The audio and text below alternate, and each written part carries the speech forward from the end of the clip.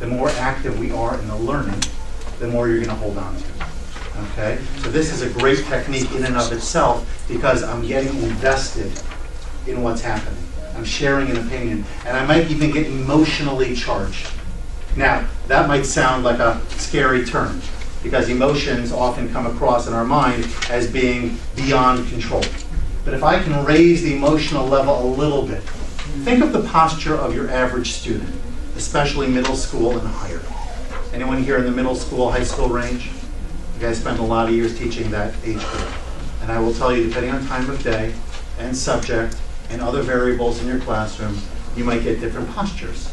But oftentimes they are of the more passive variety, okay? Depending, of course, on the nature of the seating and other factors, what they have access to.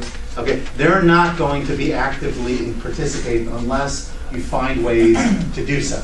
Okay, now you could be naturally stimulating, you could be interesting, you could have great stories and other things that also really bring home that message.